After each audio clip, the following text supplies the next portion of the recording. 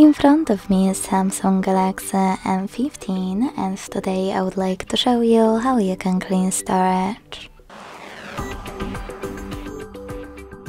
First of all, you need to open Play Store and get free app called Files by Google from Google Developer. When it's ready, open it.